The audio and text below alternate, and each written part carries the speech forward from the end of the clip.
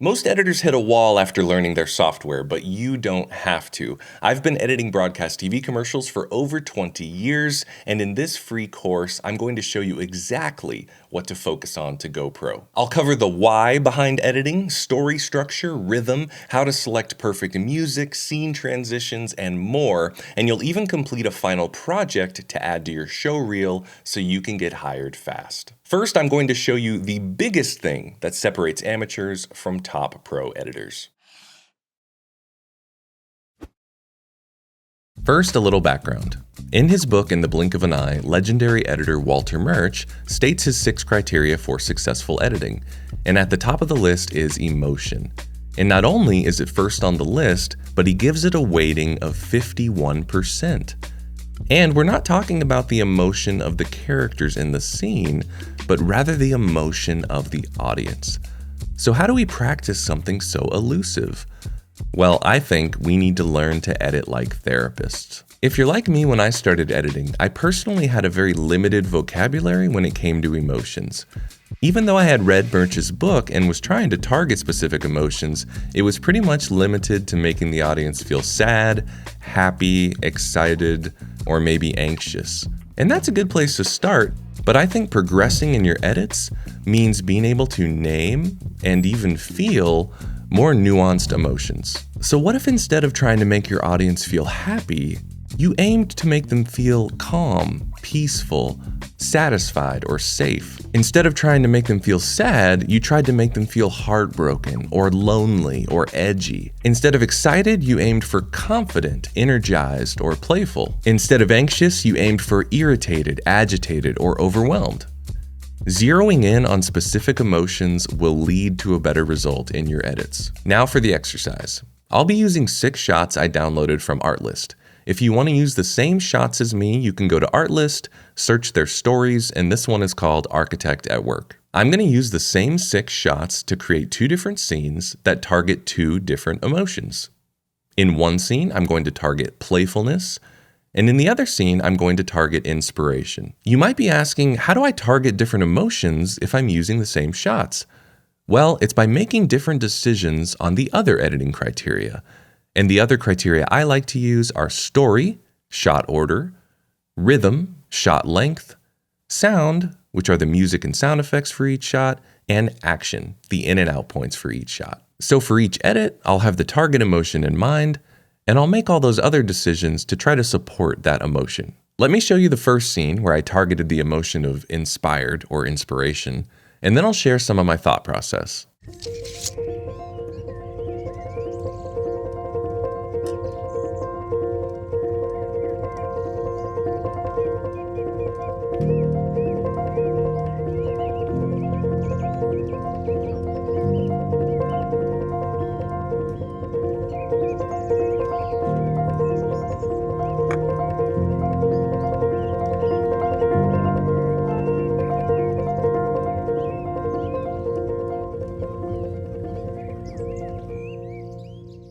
In this version of the scene, I wanted to tell the story of an architect building a really impressive model. So I started on a shot of the architect, and then I slowly revealed his handiwork. I feel like the music choice did add some nice gravity to the scene, and the few sound effects I cut in were really to give a sense of the space. What emotion did this evoke for you? Do you think I got close to inspiration? Please let me know in the comments. Now let's take a look at the second version where I targeted the emotion of playfulness.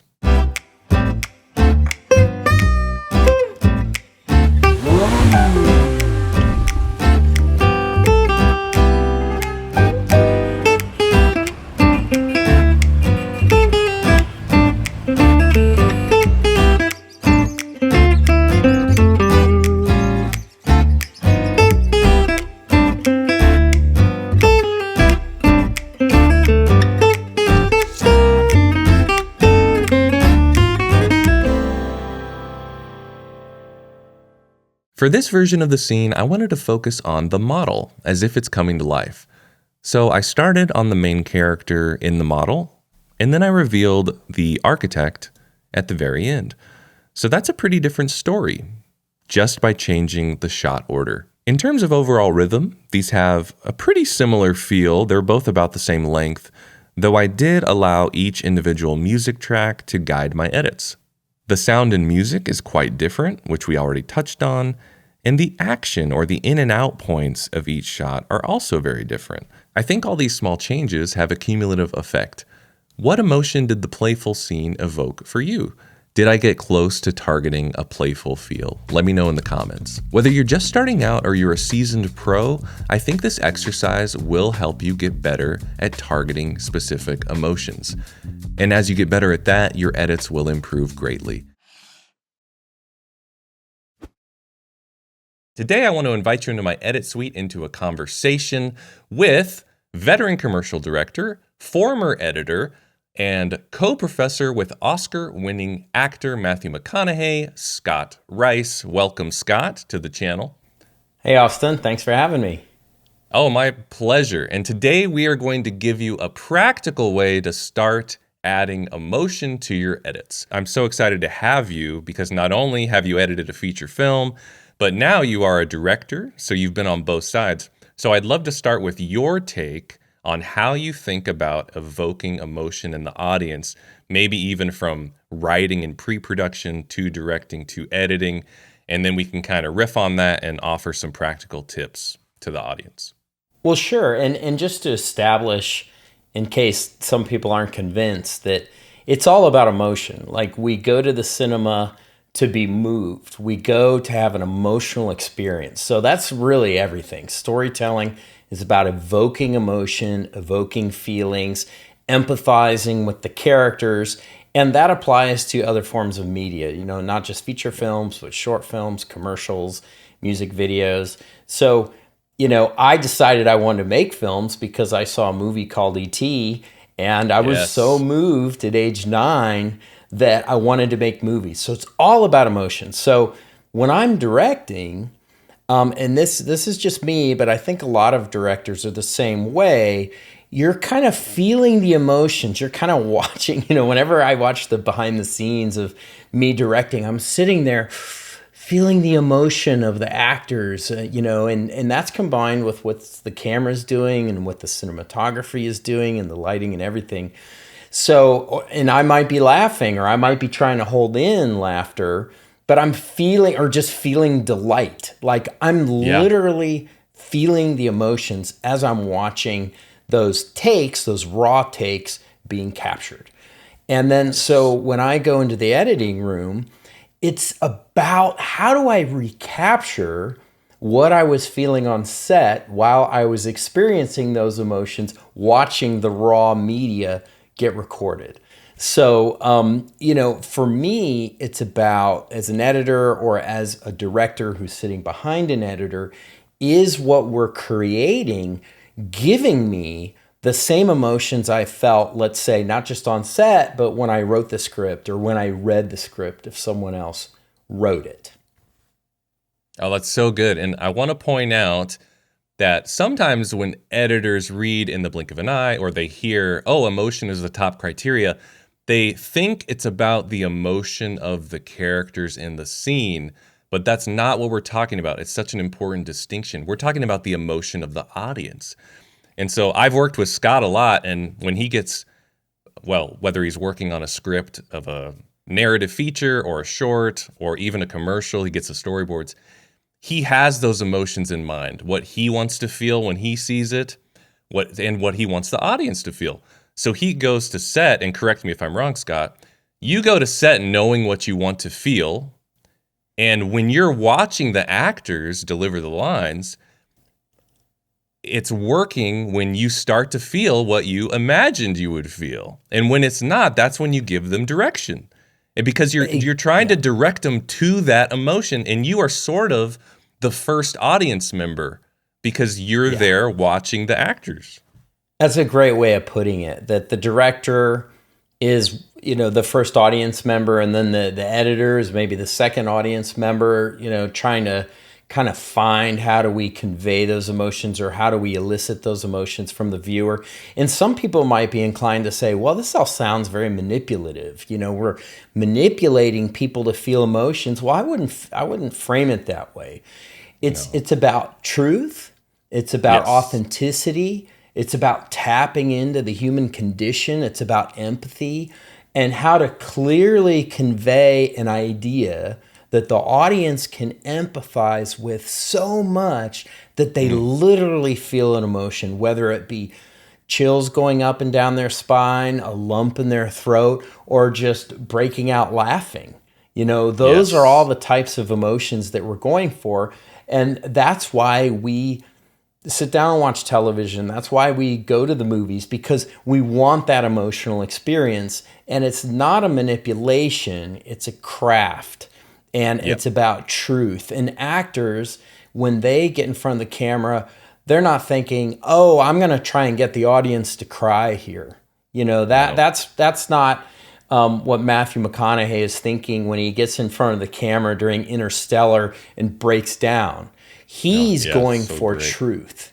He's going for an authentic emotional reaction. And then the idea is, if that is truly authentic, the audience will recognize its authenticity and feel an emotion as well, even though he's playing a character. I want to give some practical steps. So in my editing course, which you could check out below, I go deeper on this, but I would say the simplest way to start doing this is, before you start editing, pick a target emotion. And it's probably not a target emotion for your entire edit. It's probably a few target emotions based on the different story beats. And it could be as simple as selecting those emotions and writing them down.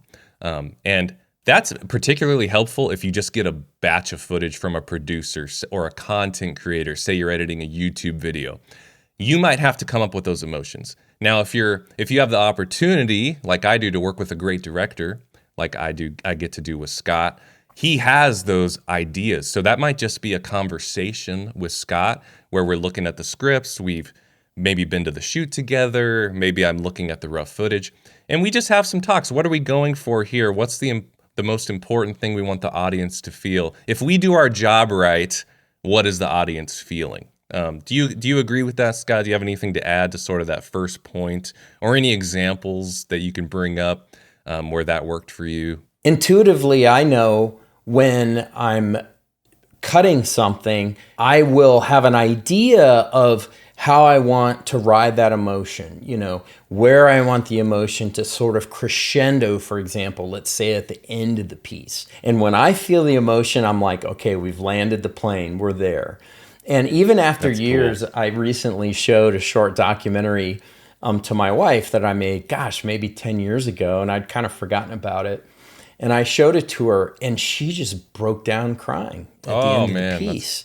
Great. And I was feeling emotion. I had a big lump in my throat, and I'm like, wow, that really worked, because the subject was on camera. The person being interviewed was being very authentic and very vulnerable, and we figured out how to kind of bring out that authenticity and that emotion through how we structured it, and the music and all the amazing tools that we had at our disposal. But we never would have achieved that had we not been very intentional about where those little emotional hits land in the piece. And Scott, you brought up some stuff that I think takes us right into point 2. So this is point 2, practical tip. So you have, if you follow tip 1, before you start editing, you kind of have some ideas of what emotions you want the audience to feel. Now it's time to get into technique. But guess what? You use all the tools available to you to hit that emotion.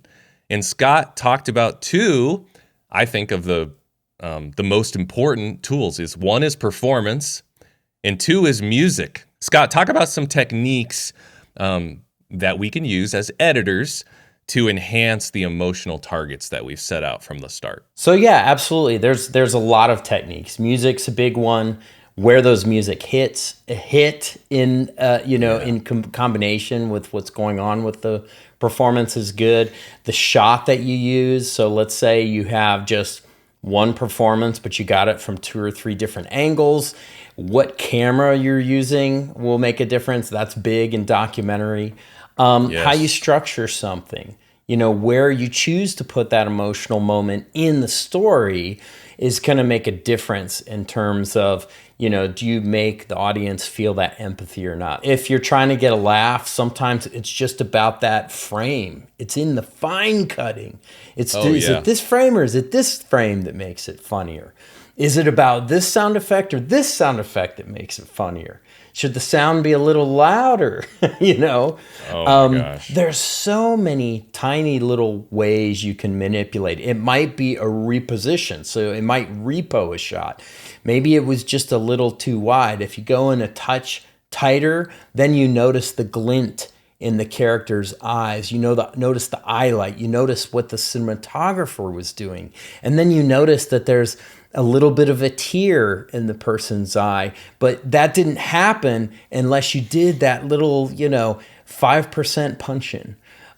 So there's all these tiny little ways we can, move the emotion around, direct the audience's attention to notice what makes a difference in terms of what's going to give them an emotional experience. And I've been guilty of this many, many times, but before I would do projects, before I kind of hit this practical way of doing things where you start with the emotional idea, sometimes you just dive into an edit and you get down the road and you're doing all this hard work. Like, that's a lot of work to do a music edit and think about, does this need to be punched in here? Do I have the right reaction shot? And it just falls flat. And it's because you weren't going toward a purpose. So that's what I really want to get across. And actually, I didn't tell Scott I was going to do this in advance, but I wanted to show a clip from the short film he directed, Treasure Imagination, which has been on my channel a bunch, and it's how I teach my course, going behind the scenes of this short. And I just wanted to show how important reaction shots are, and particularly I'm going to just show this scene of the main protagonist when he kind of gets to his lowest emotional point, and then we can kind of talk about how he came to these decisions. So let me play. Get off! ¡Pégale! ¡Más fuerte! ¡Dale la cabeza!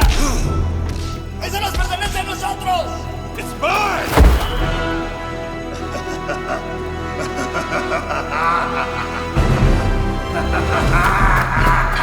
All right, so that was a big moment, Scott, and we really labored over that sequence, over how many times we would cut to him, how many frames we'd be on him. What is his final action before we start Act 3 in the jungle? And we were always going for that point because it's a point where he makes a decision, and it all happens visually, and that's your mastery, a master of directing performances and getting all that. And having this, I felt like we came to a great point where it's elevating, getting more intense, his feelings as he realizes his hopelessness, kind of crescendos, and then a decision that he's going to change as a character. And that's one of my favorite scenes, but it was all about having that target emotion. So can you walk us through how you felt about that in the script stage, and then when you shot it, and then honing it in the edit?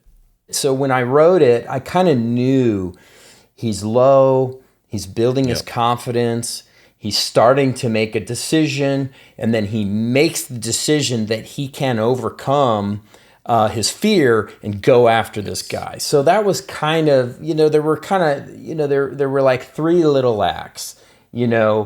He's low, he's building his confidence, and then he decides he can do it. So that's kind of what I thought. And then when I shot it, I knew we'd be cross-cutting between this little fight scene and him reacting. And it was important to me to get a lot of coverage as the camera moves in on him making his decision. And I originally thought we would move into him, we'd see his decision in his eyes, and then we just would cut to the next scene where he's chasing the guy through the jungle. But when I shot it, I was like, no, we better have him just to have him dash off screen, to establish the beginning of that chase. So we had that piece, and sure enough, Austen in his wisdom knew to use that piece, even though I felt like we wouldn't actually use it. So then in the cutting of it, there were so many pieces that I shot. I did all this coverage of these wide shots pushing in, mediums pushing in, now close up pushing in.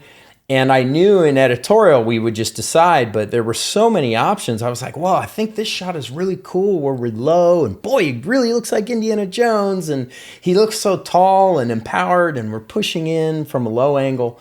And we had, one or two too many shots in the sequence. Yeah. So then it became about, gosh, this just feels cutty. I'm distracted. I'm not feeling the emotion. Clearly, the filmmakers can't let go of their babies. They can't kill their darlings. They just have all these shots they want to cram in.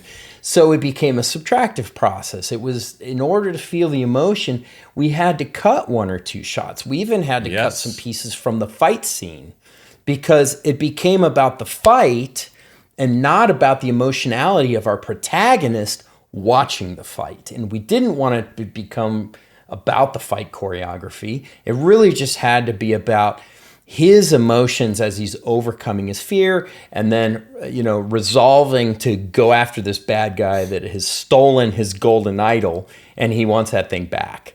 For me, when I just watched it, what really gave me emotion was, starting with him on the ground, standing. There's this kind of beginning because we almost cut out the standing part too. Right. I thought maybe it would be too slow or boring. Maybe we should just cut to him already standing.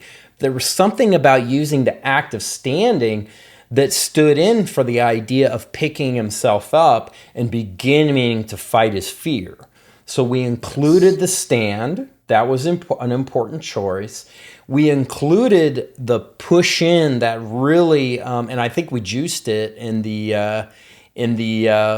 edit. We added a little bit of a digital zoom to that push in to give it a little bit more momentum as he really wells up with courage to go after this guy. So there's that push in, and then the musician decided to really give a hit there. That became a significant moment. Without music, it didn't have the emotionality that it does with the musical score in, the musician choosing to really hit that moment. And I think, Austen, in your temp music, you had decided to put a little hit there, so the musician knew to put a hit there, and that's a great way an editor can use a temp score to try and build that emotion.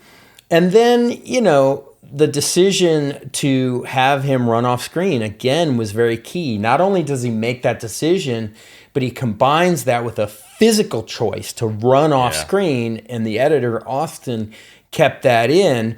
And then you have this real momentum and resolve going into the next scene where he's running, chasing the guy through the jungle. Well said, Scott, and shout out to Pat Murray, the composer. He's incredible, so thank you, Pat. Okay, so some of you might be asking out there, we have step 1, pick an emotional target. Step 2, use all of the techniques you have at your disposal as you're learning them to hit those emotional targets. You might be asking, okay, but how do I know if I've hit it? And this brings us to something that's extremely, extremely important to me and Scott, and that is showing your work to an audience.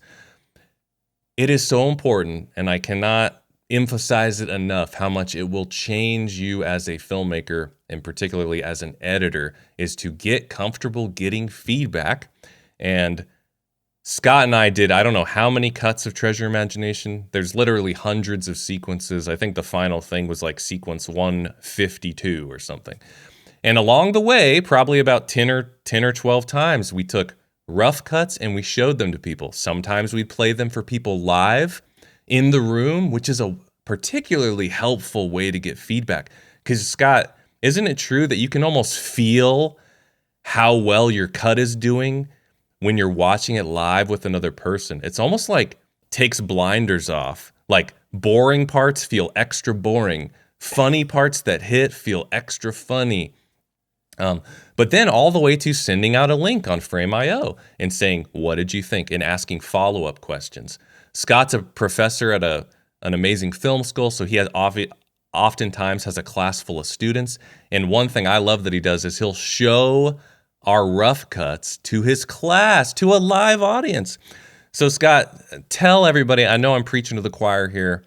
Tell everybody how important step 3 is, which is check your work. See if you're hitting the emotions you're targeting by showing your work to a real audience.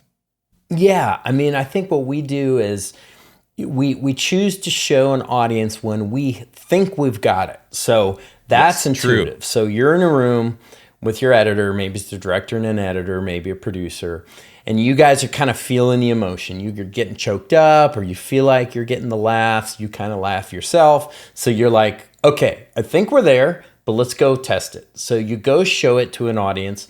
And usually it's best to have a room full of people, especially with comedy. It's hard to know if you got the laugh if you don't see 50% or more of the people sort of laughing out loud if a joke or something is intended to be laugh out loud funny. So that's important. You could show it to a smaller crowd or 1 or 2 people, but I really recommend, especially for narrative or something that's going to go to film festivals, get a crowd of people. Get a small audience or a bigger audience if you can. But it's really important to see if people are feeling emotion. Like Austen said, you kind of feel like these blinders come off. You feel almost naked when you show your piece to an audience. You feel this vulnerability because you don't have the safety of all the people on the project who drank the Kool-Aid and think it's cool, and think it's amazing just because it exists. Now it's people who are like, oh, you're taking up my time to show me something. They're less enthusiastic than you are about your work. And now you get the sense of whether or not they're actually really into it. And whether or not they're into it really depends on the emotion they're feeling while they watch the piece. Is it making them laugh? Is it making them feel empathy? Is it making them feel exhilarated? All these things, whether or not it works depends on whether or not they're feeling the emotion. And you can just feel it in the room. You can feel it. Yeah. If there's no laughs and it's supposed to get laughs, ooh. If it's supposed to move people, you can tell when they're not moved. You can tell when people are bored. Yep. You can just feel it in the room. Without even looking at them, you could feel it. It's weird. Yeah, it's like a mounting tension. It feels heavy. Yeah. I was going to say 2 emotions you don't want them to feel, but will almost 100% happen when you first screen it is boredom, and you'll realize where you need to tighten up, and then confusion. Where something didn't make sense. And what confusion does is it takes you can't even have an emotion because you don't even know what's going on. You've been taken out of the story. Yeah. But man, that is so helpful. So in a quick summary, pick a target emotion and just start doing it. It might take a lot of time for you to see direct results in the quality of your edits, but like any good habit, start it now, be consistent. Over time, it will happen. And then as you learn new editing techniques, use them in support of that emotion. And then finally, check your work by showing your work to people to see if you're hitting those target emotions. Story editing is not just for screenwriters. In fact, it should be one of the most important tools you have in your editing tool belt. I've been a pro editor for over 20 years, and today I'd like to invite you into my edit suite so I can show you step by step how I use story editing on a short film that I recently completed. And at the end of this video, I'm going to set the record straight on a common misconception about story editing. When I started out as an editor, I thought story structure was all theoretical and wasn't something useful that I could apply to my editing projects. If that's where you're at, today I'd like to convince you otherwise. I like to think of story editing as a recipe. Imagine you're baking a loaf of bread. If you have all the right ingredients in the right amounts and you follow the right timing, you'll end up with a delicious loaf of bread, or in our case, a compelling story. Skip an ingredient or mistime a step and your bread will be inedible, or in our case, your story will fall flat. I'll be breaking down this short film according to 3-act story structure made famous in Sid Field's classic book, Screenplay: The Foundations of Screenwriting. In his book, he says that the first act of a film should take up about 25%, the second act about 50%, and the third act the final 25%. This film is 3 minutes and 6 seconds long, And as I outline the ingredients of a good 3-act story structure, I'll check in and let you know how our timing lines up. I'll be starting and stopping the film and providing commentary, so I recommend you click the link below and watch the full 3-minute film to get the most out of this lesson. Let's get to it. We open on an aerial view of a city, and then we reveal a young boy playing on his iPad. And I'm going to stop us here. Ingredient 1 of 3-act story structure is to show the normal world. Another screenwriting term is ordinary world, and that's what we have here. Let's continue.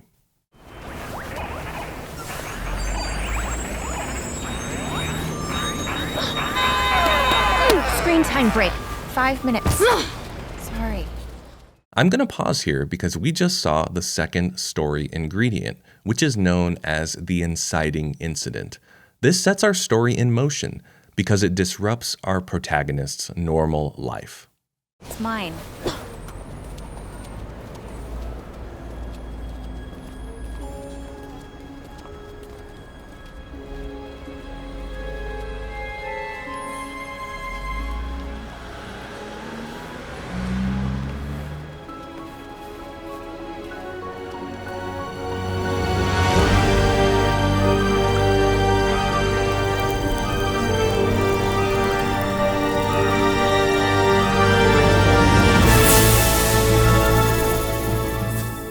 And this is ingredient number 3, known in screenwriting terms as plot point 1, where the protagonist commits to the central conflict and he's at the point of no return. We see the hat literally transports him into a new world, and this is where Act 2 begins. Let's check our timing here.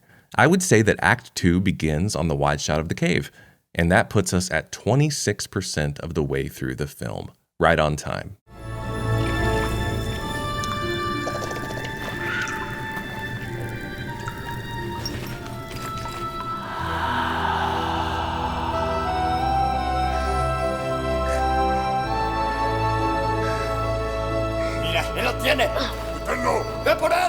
And this brings us to ingredient 4, which is rising action.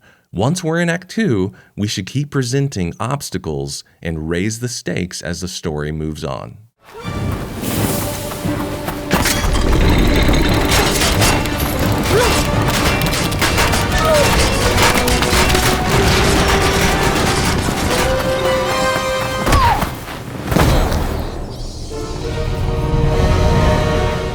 Let's pause here to discuss ingredient 5, known in screenwriting terms as the midpoint. What you want in a good midpoint is the stakes to be raised significantly, and in our case, we're meeting a clear antagonist. As the name suggests, the midpoint should show up right in the middle of your film. We're at 48% of the way through, which is right on time.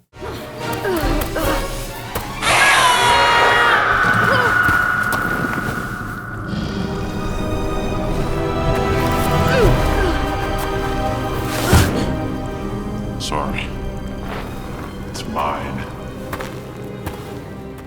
The rising action we mentioned in ingredient 4 should actually continue throughout all of Act 2, with the stakes continually being raised. Let's see what happens. ¡La sombrilla! ¡Agarra la sombrilla! ¡Vámonos ya! Get off! ¡Pégale! ¡Más fuerte! ¡Dale la cabeza! ¡Eso nos pertenece a nosotros! It's mine!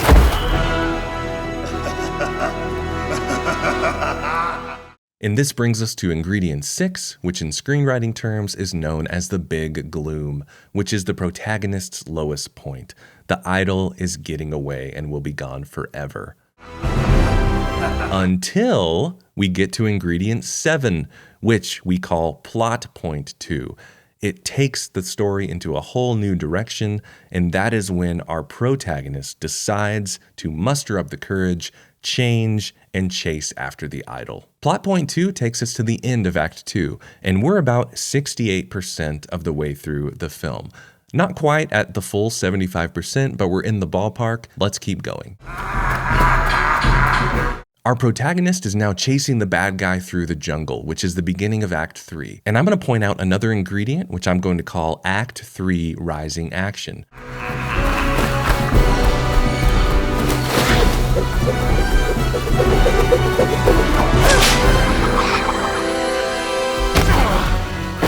We see the bad guy looks like he's getting away, but then our protagonist whips out a bola and knocks him out.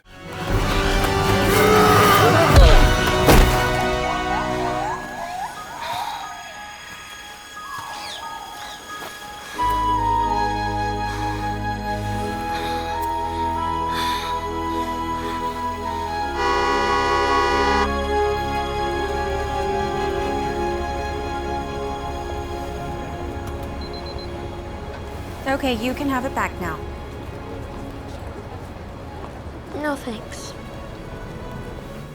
And I'm going to pause to talk about what I'm calling ingredient 9 and what is known in screenwriting terms as the climax. In this case, it's our little boy declining the use of the iPad. If you remember, when we opened on our normal world, we had a little boy who liked to play video games on his iPad, and the inciting incident was his mom taking it away. And now by the end of the film, his character arc has him in a place where he declines to play games even when it's offered to him.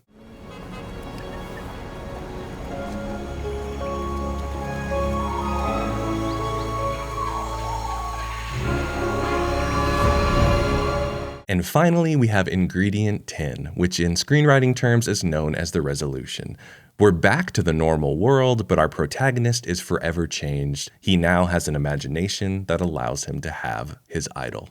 At the beginning of this video, I said I was going to clear up a common misconception about story editing, and that is that it's only useful for narrative feature films, like the ones you see in theaters. That is simply not the case. You saw here how it worked wonders on a narrative short film. The simple truth is that audiences respond to conflict, rising tension, character arcs, climaxes, and resolution. I've used these techniques in corporate videos, talking head interviews, montages, trailers, and even 30-second commercials. Yes, it's true. Oftentimes you don't have all the ingredients, but you probably have some of them. And you can use these techniques to make sure the story beats fall in the right places to make the most impactful story possible. If you can create a steady rhythm in your edits, then you're only one step away from being able to execute one of the most impactful editing techniques. I've been a pro editor for over 20 years, and I've developed a unique exercise that will help you master this technique, and I'm going to share it with you today. First, some background. In his book, In the Blink of an Eye, legendary film editor Walter Murch shares his 6 criteria for successful editing. Emotion takes the top spot, second is story, and third is rhythm. Rhythm is defined as a strong, regular, repeated pattern of movement or sound. In editing, this simply means manipulating the length of shots to create a consistent tempo. Once you've created a consistent rhythm in your edit, you now have the opportunity to make a big impact by changing that rhythm, either a little or a lot. This is called rhythmic contrast. The concept of rhythmic contrast is well known in music. For instance, the verse of a song might use all short note values, and then in the chorus, it might shift to using all long note values. This has a couple of major benefits. First, the listener won't get bored from listening to the same rhythm over and over, but perhaps more importantly, it adds emphasis at the point of change. Rhythmic contrast in editing can accomplish the same. Now for the exercise. I'm going to use a footage collection from Artlist called Cars. Who doesn't want to practice editing with beautiful car shots? I'm also going to use a music track and a handful of sound effects from Artlist.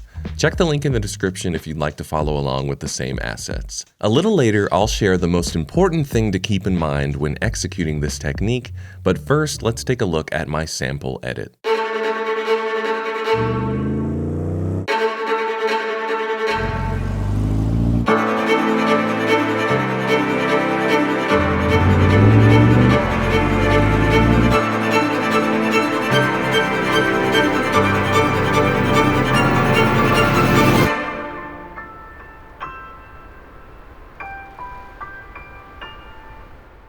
Let's take a look at what's going on in this edit. You might remember at the beginning of the video, I shared 2 editing criteria that are ahead of rhythm.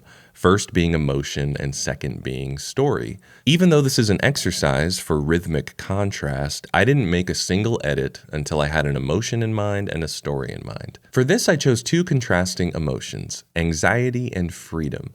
And the story is very basic. I wanted to convey a sense of anxiety when you're stuck in the city driving in traffic and contrast that with the freedom you feel driving on the open road. One tip that I think really helps when you're working on your rhythm or rhythmic contrast is to try single track editing like I have here.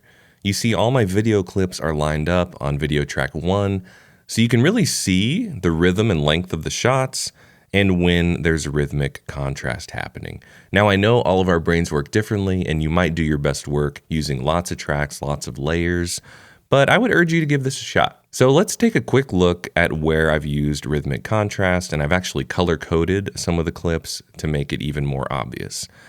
So I opened on 2 shots to illustrate anxiety, you see here, and then a shot of the open road, accompanied by this sound effect down here. Then I repeat that motif, another 2 shots to convey anxiety, then a beautiful shot of the open road.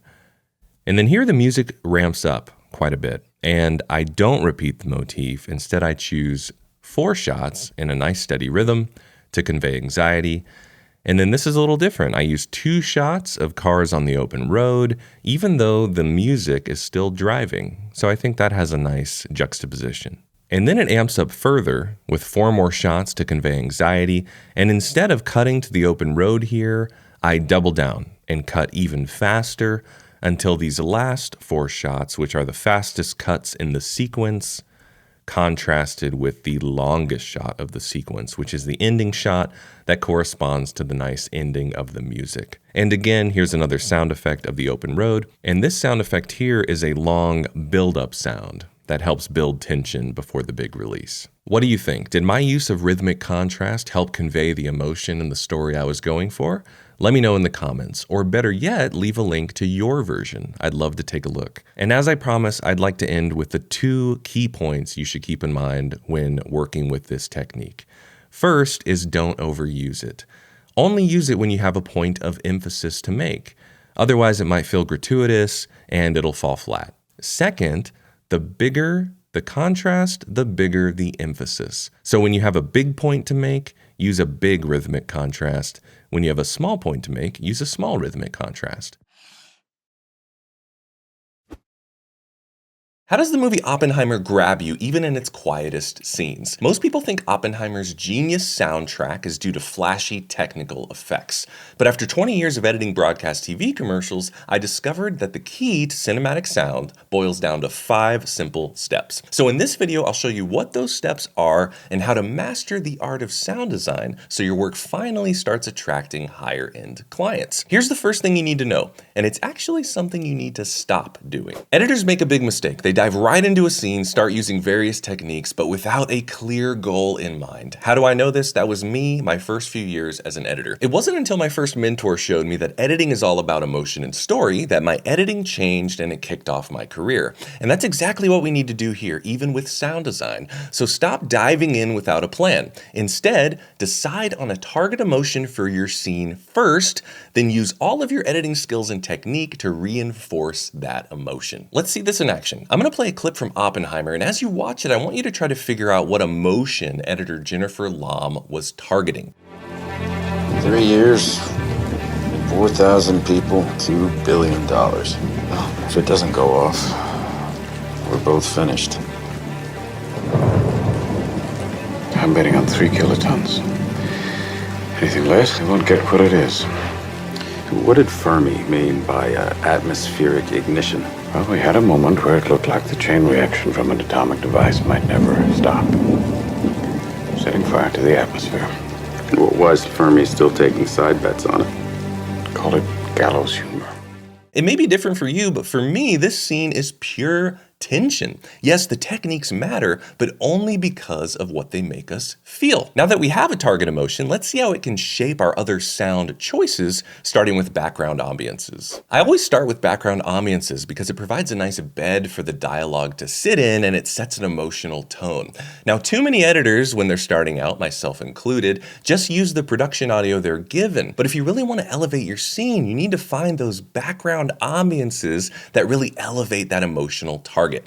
Take Oppenheimer, for example. In this scene, it's raining, so the background ambience is a rainstorm or thunderstorm. But I guarantee you they didn't just pick any thunderstorm. They auditioned, who knows, hundreds of different sounds to find the one that brought out the most tension. So don't settle for what's already in your timeline. Try a few different background sounds and pick the one that pushes your scene toward the emotional target you picked in step 1. And once you've built that ambience bed, your dialogue will have a nice place to sit. So now let's shift to talking about a couple of things that will change how you think about dialogue. First, feel free to push and pull the placement of the dialogue, especially if it's not shown on screen. Need more energy? Tighten it up. Need more introspection? Add space. In this clip in Oppenheimer, for instance, the conversation moves really fast, and odds are the actors didn't deliver their lines at this speed on set. Take, for instance, these 2 lines. My guess is that it was trimmed in the edit because there's only an 8-frame pause between the 2 lines. What did Fermi mean by atmospheric ignition?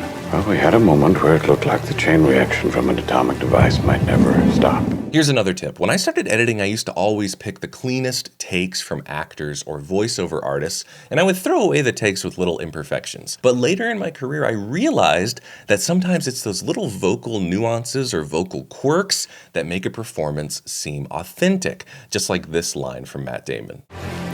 What did Fermi mean by atmospheric ignition? Did you catch that? The little mouth noise he made before he delivered his line? I think that really brings an authenticity, and I think it builds tension as well. So don't neglect that when you're choosing takes in your edit or when you're working on your sound design. You might be wondering why we haven't talked about music yet. Well, I like to build the emotional base with ambience and dialogue first. Since music is so powerful when it comes to emotion, I find that if I start with it in my timeline, it can sometimes trick me into thinking I've hit all my emotional targets when really I haven't done everything I can yet. So I like to get my ambience and dialogue working first, and then I shift to music, which is the next step. I think we often dive into a music search without a clear goal in mind. I'm guilty of this myself. We get overwhelmed, we lose our way, and it can be really frustrating. Now imagine starting your search with an emotional target in mind, like tension. And maybe you're searching in a music library where you can filter by instrumentation and you choose orchestral score. Was Fermi still taking side bets on it? Call it gallows humor. And now I'll show you how to elevate your sound even further as we add the small details that bring a scene to life. Just like with background ambience, don't settle for sound captured on set. Ask yourself, what specific sounds can I add to amplify the emotional target? In this Oppenheimer clip, you can hear the subtle rustle of clothes as the character gets up. Are we saying there's a chance that when we push that button, we destroy the world? And in addition to the thunderstorm and rain ambiances, there are strategically placed thunderclaps like this one, which fits perfectly between 2 lines of dialogue. We're both finished. I'm betting on 3 kilotons. Anything less, I won't get what it is. These tiny details make the world feel real, and the quality of the sounds themselves add to the tension. So go through clip by clip in your next edit and ask yourself, is there a sound I could add or swap out to elevate my target emotion? And even if a sound was recorded on set, like for instance, let's say there's a door knock in the scene you're working on, well, it might not hit the emotional target you're going for, and you might want to try replacing it with a sharper knock or a harder knock, depending on the mood you want. So experiment until each sound hits those emotional marks. The fastest way to level up as a video editor is to level up as a sound designer. I've been a pro editor for over 20 years, and today I'd like to invite you into my edit suite so you can watch me sound design a scene live. And please stick around to the end because I'm going to share a tip I haven't seen anywhere else. Here's our scene. This is from a public service announcement that I edited, demonstrating the physics of the impact of a car crash when you're not wearing your seatbelt. Pretty powerful stuff, and gives us an opportunity for some really cool sound design. Here's my first tip. Instead of just creating one version of the sound design, I like to create 2 at the same time. So I'm going to copy my clips over. Now, as I search for sounds, I can create 2 distinct versions that I can either combine at the end, kind of the best of both versions, or I can send 2 distinct versions to my collaborator and get their feedback, which I find to be very effective. I have Artlist open. That's what I'll be using for sound effects today. You might have sound effects on your hard drive, or you might use another subscription service. I love Artlist because it's searchable, and I find their sound effects to be very high quality. Then I have a Finder window where all my Artlist files will automatically download, and then my sound effects folder where I want my media stored. Where do I start with sound design? Well, I like to start with an overall ambience. We can see here that the shots are in a city, in a downtown. We're up high. I do see cars in the background. The city streets are empty. So I'm thinking I might search for city street ambience. And let's see what we've got here.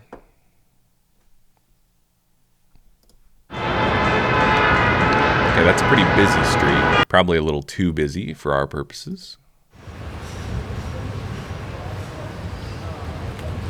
Okay, that's a lot more subtle. I really like that one. So I'm going to download it.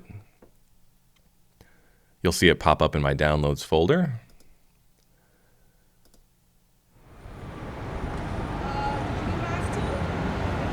Here's another one that I think is possible.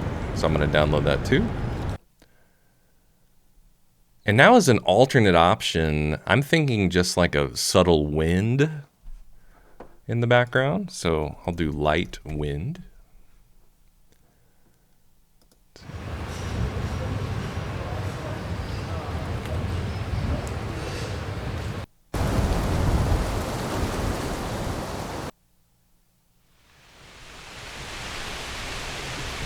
Kind of like that first one.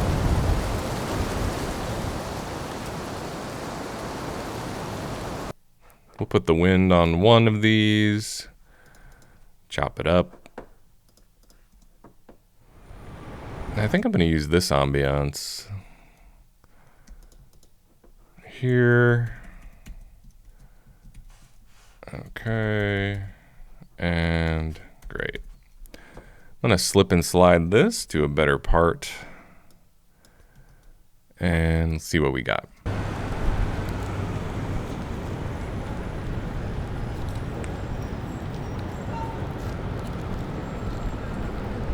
Okay, gives us a nice base.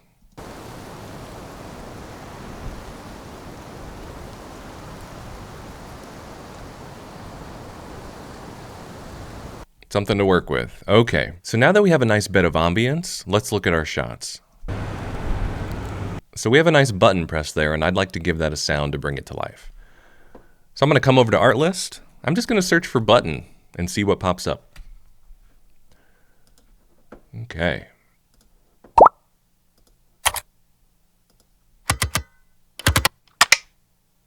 That's not bad. I kind of like that too, if we want to give it as if it's making a noise when you press it.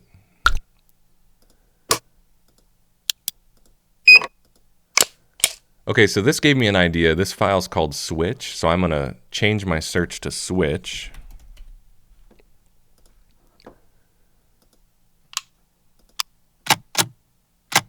I really like the sound of that one. I think I'm definitely going to use that.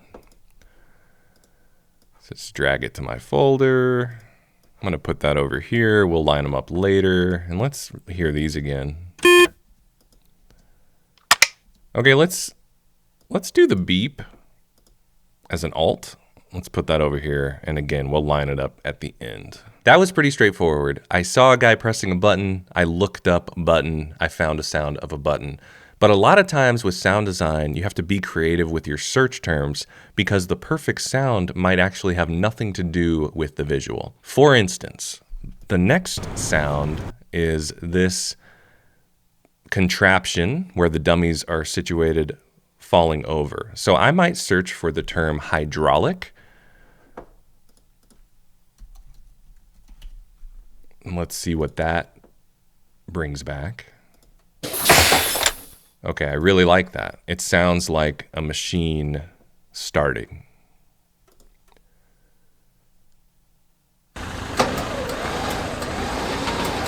Okay, that's kind of more intense, but I think that's a good second option. So we have a sound of the machine, which is sort of a hydraulic sound, but I kind of want a sound of the dummy actually making some noise. So I might just type in object moving and see if we get lucky.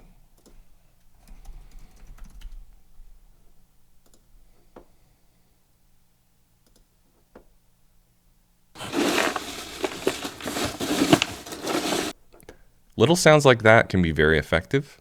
I'm going to download that one.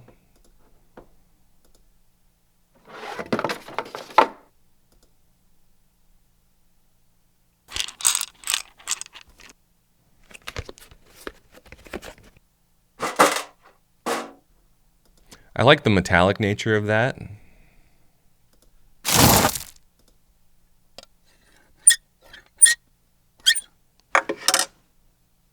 That's an interesting, subtle sound. I think I'm going to try these two. Put that there, put that there. We can stay cleaned up in our bins here. You see when I drag stuff over, it puts stuff in the root, but I can select it and get it nice in our SFX folder. And let's keep moving here. So the dummy is flying through the air. So I want some sort of gust of wind or some rustling of fabric to bring that to life. So let's look for wind gust.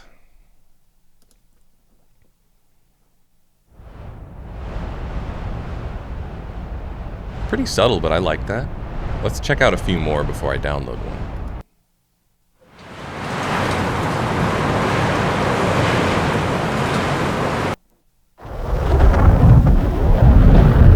I really like that one. It really feels like something flying through the air.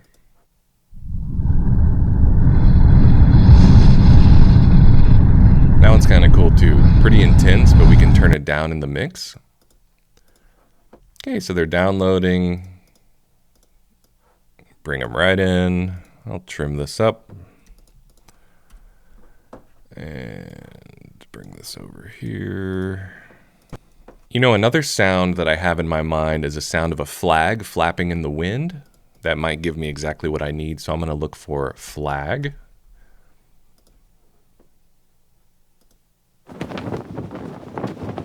That's exactly what I was looking for. It really sounds like wind on fabric.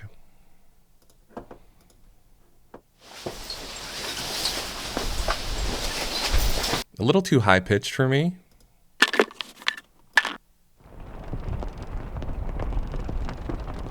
Okay, that's another nice one. So I'm going to grab that. And let's bring them into our folder, stay nice and organized, and drag it over. And we can clean this up a little. Now the fun part, the crash. So let's start really basic by looking up a crash. A little too much. Okay, I kind of like that.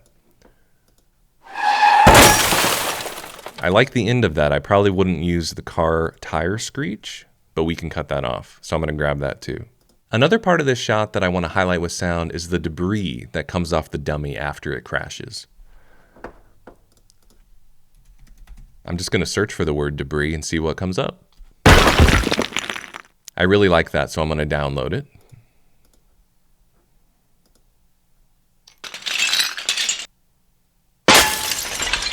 I like the end of that sound as another option, so I'll grab that too. Now for effect, this edit shows the crash twice from two different angles, so we could put in two different crash sounds on one of the versions and see if we like that.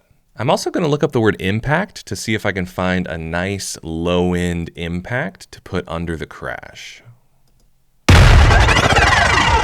That's a little much.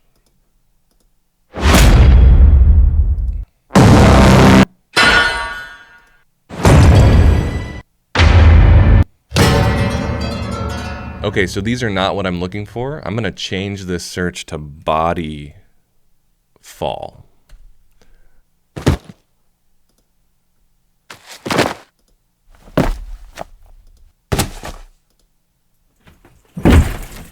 That is pretty close to what I was thinking of. So I'm going to download that. Another good one. I'm thinking on my alternate version, I'll include a glass break or shatter on the second crash and see how that sounds. That's exactly what I was thinking. All right, so let's get in here and line some things up and level some things out. Okay, so the ambience is on track 1. We have this button sound. I'll line up here. Okay, then we have the machine releasing. I'm gonna let it play out like this. And turn down that button, make it really subtle. Okay, now we have our nice wind sounds. I really like that. I'm gonna move it over right when it comes out of the seat there. And when you see the gain go up and down, I'm just using a hotkey to adjust my gain. I didn't really like the placement of the button. Okay, that's cool. All right, so what is this? Some wind. I kind of like the front of this before it gets too crazy. I'm gonna mix this wind in low underneath this sound. Okay. All right, so we have a crash. Now remember I said I was gonna cut out the tire squealing? It looks about right here. We're gonna line this up right on impact. Okay, that's pretty cool.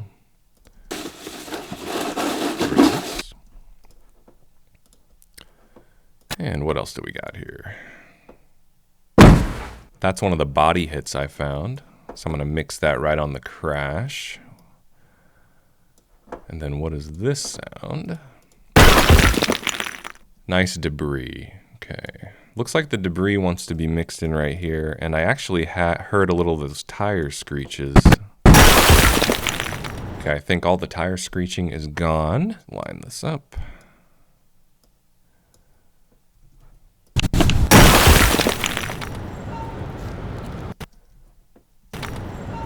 Okay, I heard a little beep at the end of this clip, so I'm gonna take that out. And then we're gonna duplicate it and hear it again from a different angle.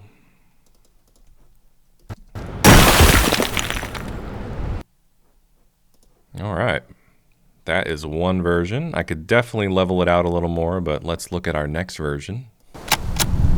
Okay, so we just want one of these buttons. And I want it to make the sound right on the button. Okay. It's cool. What do we got here? Ooh, the cool machine sound. I'm just going to use part of it. And I actually want it to start coming in before we see it. So a little sound advance. Great. Let's see what we got here. Okay, it's kind of the sound of an object. I might want to hear that on the release of the dummy and just mix it really low.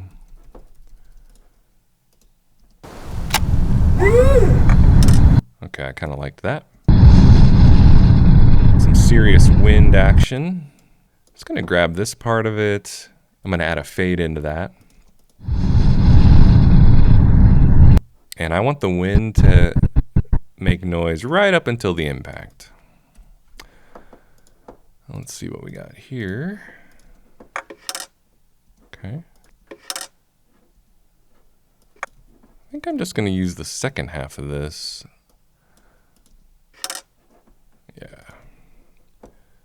I'm going to mix this quietly under the wind. Oh, I kind of like this bigger part. Okay. Okay, that's our first impact sound. Line that up. Nice impact. Just need one. And then I was going to repeat these impact sounds, but I was going to add some glass. So move that over. And at the beginning of this video, I mentioned I was going to give you a tip that I haven't seen a lot of places. And that is, when you're an editor getting into sound design, figure out how to turn on subframe editing. In my case, in Premiere, I have a hotkey for that. So you'll see the time code on my timeline has now changed. So instead of moving my sound effects one frame at a time to line them up, I can actually be very exact with my placement. And that works especially well on these impacts. I want them to be right on the frame. So let's zoom in and adjust them with subframe editing turned on. So this is where I want them to start. So you see how fluid I can move this impact, and I can get it right there. I can also zoom in far past where you usually can zoom in.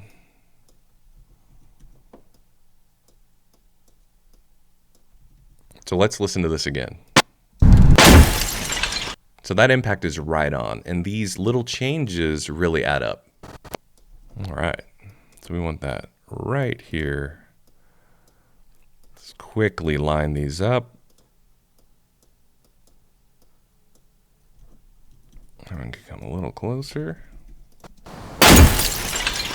Much better. Let's do it on our other version as well. Okay.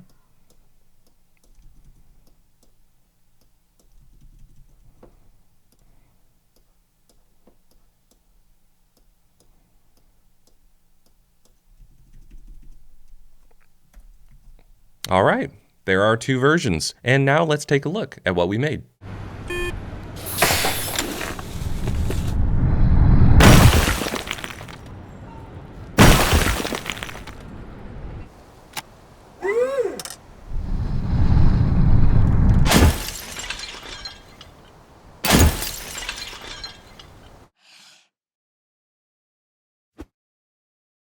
I've been cutting broadcast TV commercials for over 20 years, and I've developed a 5-step system that saves me hours of searching and ensures every track packs an emotional punch. In this video, I'll walk you through those 5 steps so you can quickly pick music that hits the right emotion every time. First, you need to know one mistake to avoid, or you'll waste hours auditioning tracks that will never fit your scene. Step 1. When I first saw Guardians of the Galaxy, I was blown away by the soundtrack. Every track was a perfect fit.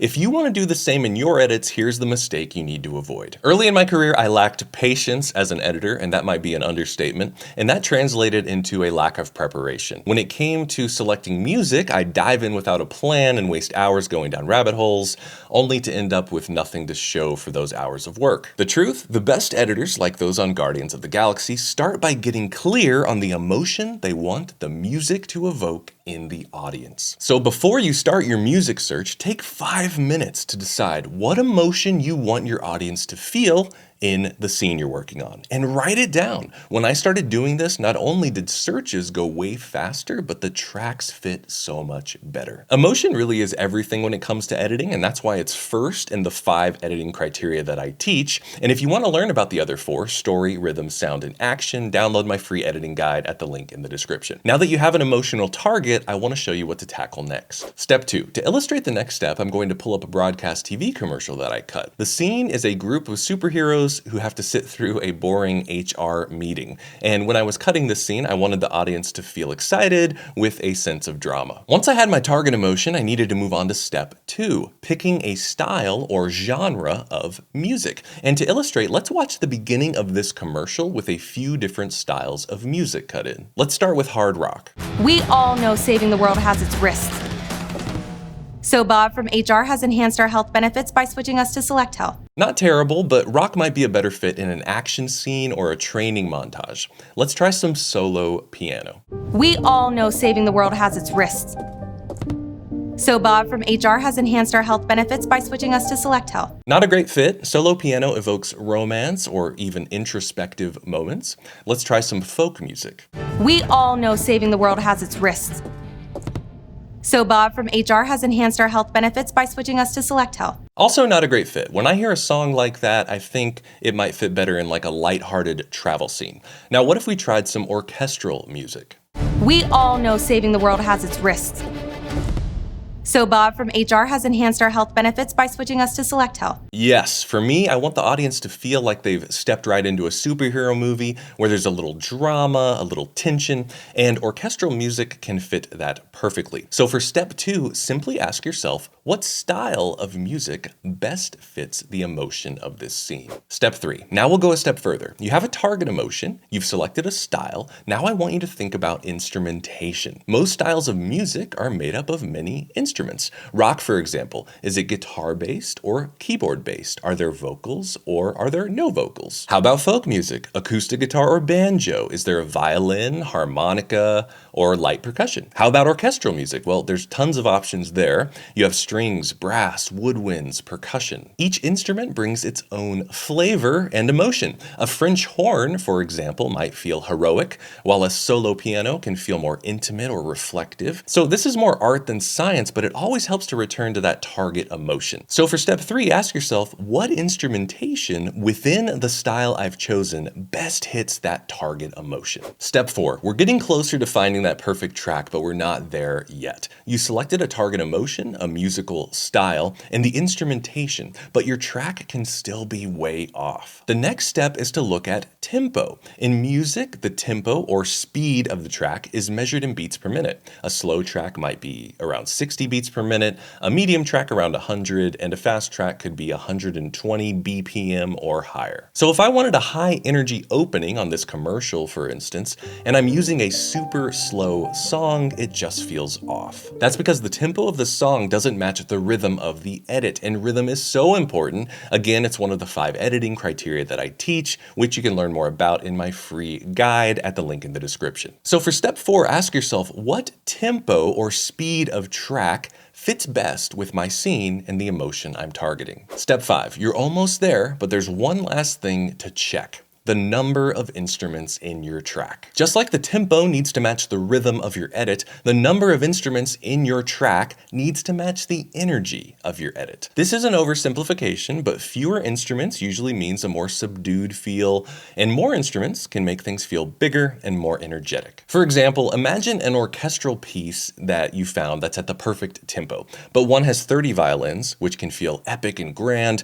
and the other one just has 1 violin, which sounds much more intimate. Well, you have to ask yourself, which of those 2 versions best brings out that target emotion? Or maybe you found the perfect folk song, but there's a banjo in it that's kind of throwing it off. Well, try a version with just guitar. And modern music libraries actually make this super easy with stems, which are separate audio files for each instrument. So if a certain instrument isn't fitting, you can just get rid of it. For instance, if the track I chose for this commercial had a French horn in it, I'd probably mute it because that sound doesn't quite evoke the emotion I was after. I really wanted more like strings and percussion to drive the song. So for step 5, ask yourself, what amount of instruments in my track best evokes the target emotion I'm going for? Watch to the end of this video and you'll understand the why and the how behind 3 killer music edits I use every day as a pro editor. I'll show you what beginners often get wrong, I'll reveal how to look at music structure, and I'll take you through the 3 edits in a way you can start implementing today. I've found that beginner editors often have a mental block that stops them from executing an effective music edit. I think it's inherent in the way timelines work, especially with sync sound. It makes you feel like you have these blocks of connected video and audio that you're supposed to just place next to one another. So it almost encourages you to stop and start audio and visuals at the same time. Instead, I'd like you to imagine the video and audio tracks as separate elements that move independently of one another, occasionally meeting together for a sync sound moment. Much of editing is this sort of sleight of hand, where you change the visual language while the soundtrack remains the same, or you change the soundtrack while the visual language remains the same. Now I'd like to show you how to look at music. Yes, I said look, not listen. It goes without saying that you'll need to select music that conveys the right emotion for your scene. However, I want to show you how to look at music structure via the audio waveform, so you can find the right section of a track for your edits. I want to look at 3 parts: intros or beginnings, outros or endings, and variations, where there's a shift in the music. Let's do a quick search on Artlist and look at the audio waveforms of some of these tracks. First, let's check out some intros. Musicians craft intros to get the listener into a song in a pleasing way, and we have a great use for that. And now let's look at some endings. A good ending brings the song to a natural conclusion, and we have a great use for that too. Finally, let's look at some variations, or a musical shift. These are dynamic changes in the middle of a track, usually when a song goes to a new section, like a verse to a chorus or a chorus to a bridge. You can spot them in the audio waveform because they often go from quiet to loud or loud to quiet. Let's download them so we can use them in our example.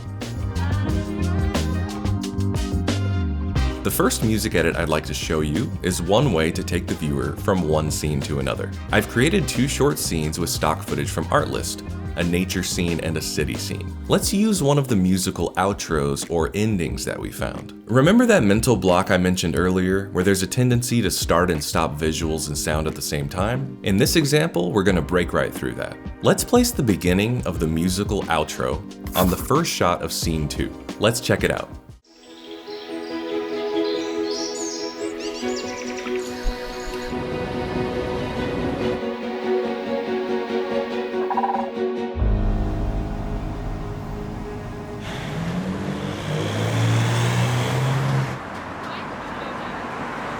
Now, why would you use this? I'd say it's like gently picking up the viewer in one scene and gently dropping them off in the next scene. Next time you watch a feature film or television show, listen to the musical score and you'll hear this transition over and over. For this demonstration, I'm going to use a PSA that I edited, which utilizes this type of edit. Let's use one of the musical variations that we found. And let's place the frame the music shifts on right on the frame where the scene changes. So instead of a song ending and dropping you into the next scene, the musical variation will take us into the next scene with a slight shift in emotion. Let's take a look. It is a complex and expensive process. But now, we have a solution. I use this when I want a slight emotional shift or a change in dynamics, and you want the same track to carry you into the second scene and continue on for a bit. Note that you can also use a musical variation to shift down, for instance, from fast to mellow or loud to quiet. For the third music edit, we're going to use a hard cut. Remember what I said about not always starting visuals and music at the same time? Well, like everything in editing and in life, here's an exception. We're going to have no music in scene 1, and we're going to start our music on the first frame of scene 2. So let's take one of those strong intros and line up that first beat with the first frame of scene 2. Now let's take a look.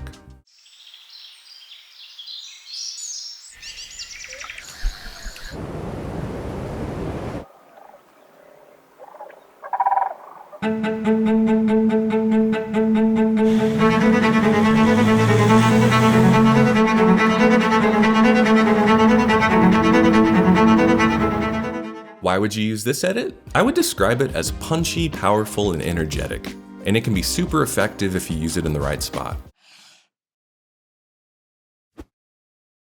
Today I'd like to invite you into my edit suite and into a conversation with director, former editor, and current co-professor with Oscar-winning actor Matthew McConaughey, Scott Rice.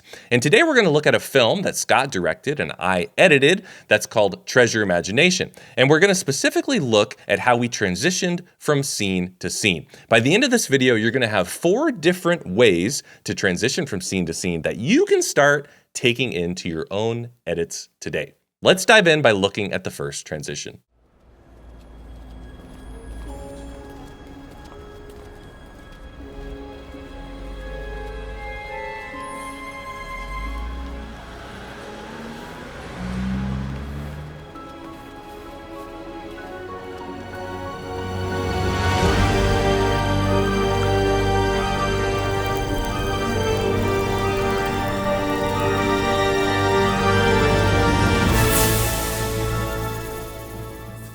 All right, Scott, so I'll let you take it from here. Give us a little background on the film and take us through this transition.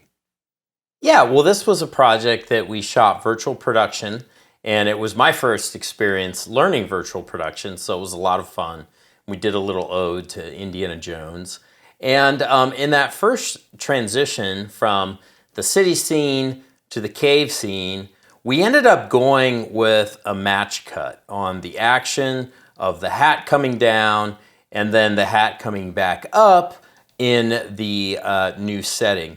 Now, there are a few other options we had. We could have done a dissolve. We could have done a perfect match on action, so cutting on the action of the hat coming down or coming back up.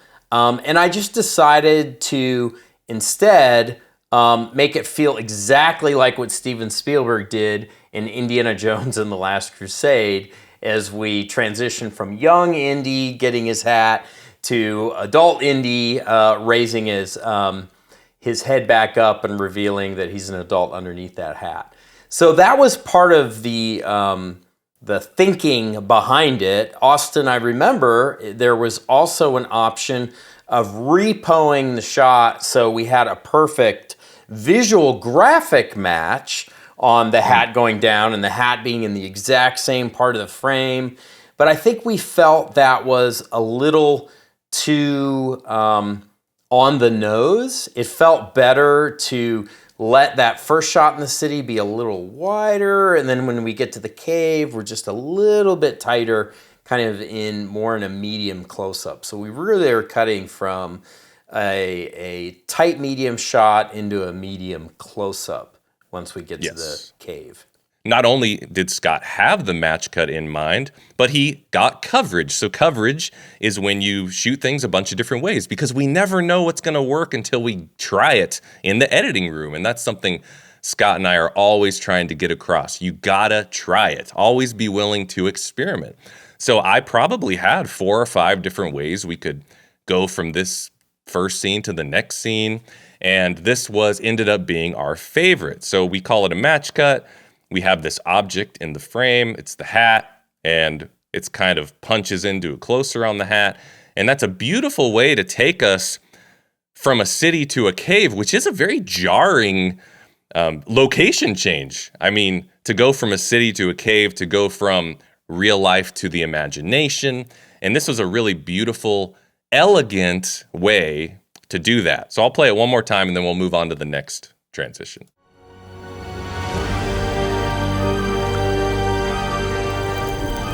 So our kid in the cave has had this sort of, continuous adventure. There's been no ellipses. It's kind of real time. He's being chased by this bad guy who steals the idol from him that he has. And then the guy beats up some other guys and runs out of the cave. And we got a transition from the kid deciding that he's going to chase the guy to actually chasing the guy.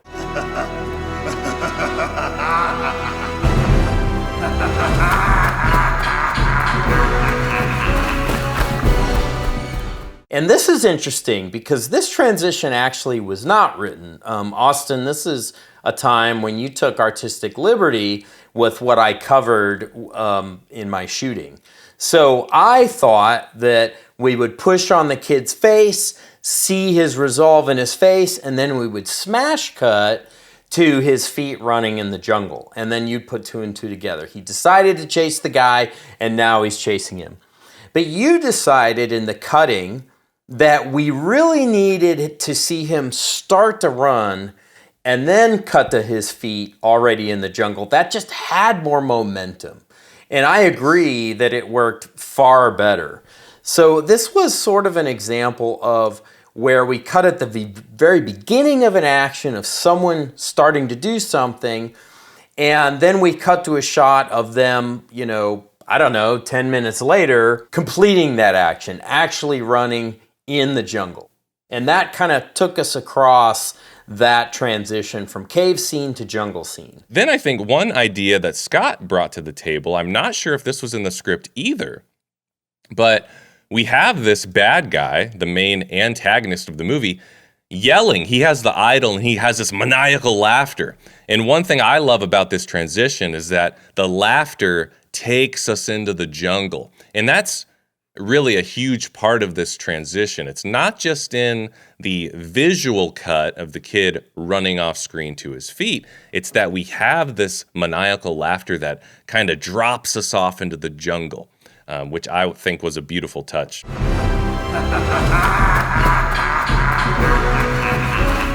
So let's look at one more transition. Again, another big location switch, and we'll watch it, and then I'd love for Scott to talk about what we have here.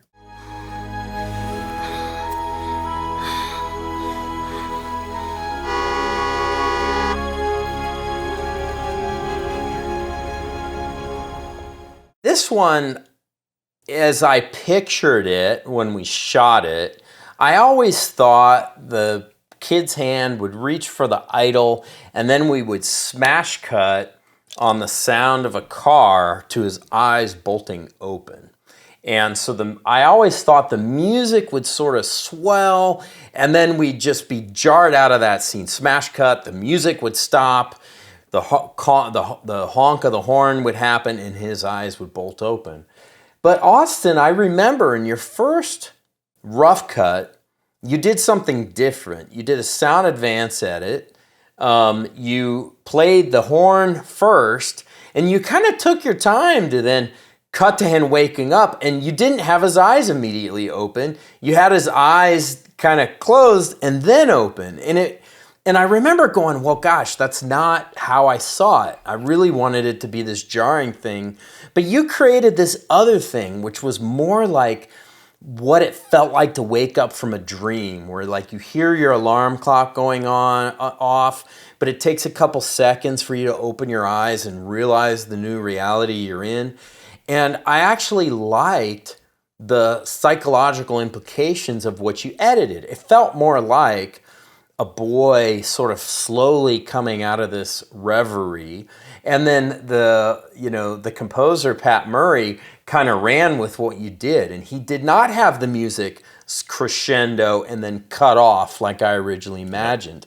He kind of created a smooth transition where I saw a more jarring transition back to the city. And I thought all of those creative choices were really beautiful, but very different from what I originally imagined for this moment.